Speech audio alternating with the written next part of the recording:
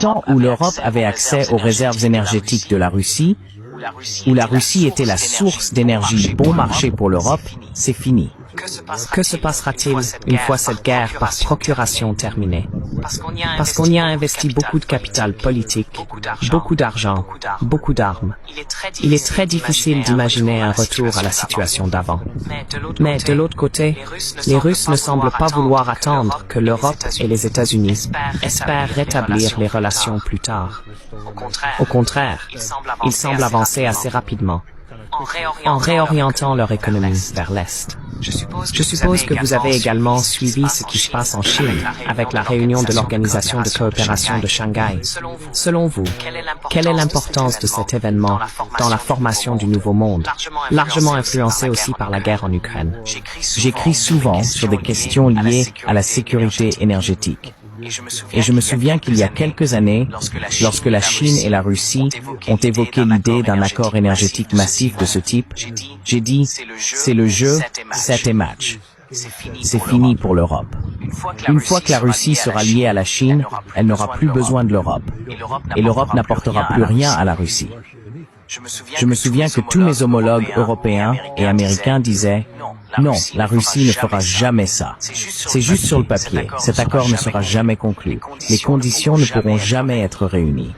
La Russie ne tournera jamais le dos à l'Europe. » Et j'ai répondu « Si elle le fera. » Je veux dire, parce que l'Occident va continuer sur la trajectoire politique actuelle, qui conduit inévitablement à la nécessité pour la Russie et la Chine de conclure cette relation. Nous y sommes. C'est fait. C'est terminé. Je veux dire, je ne sais pas ce que l'Europe pense qu'il va se passer.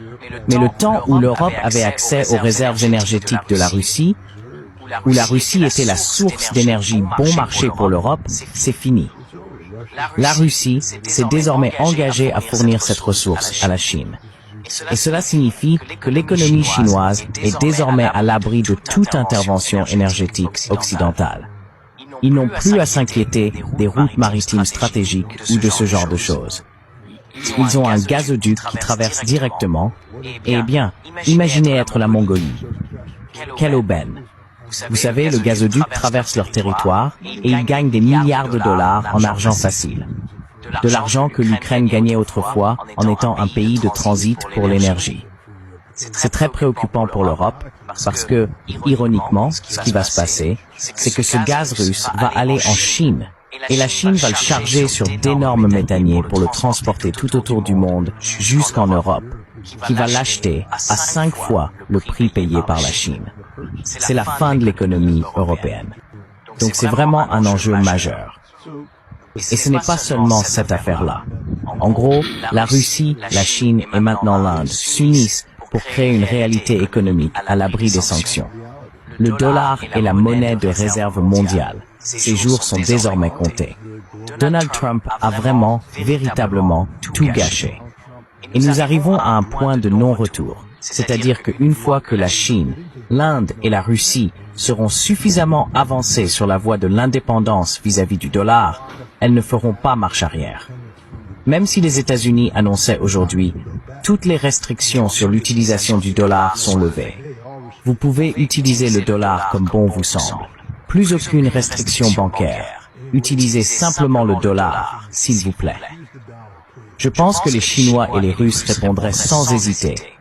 Non, merci. Parce que nous comprenons ce dont vous êtes capables.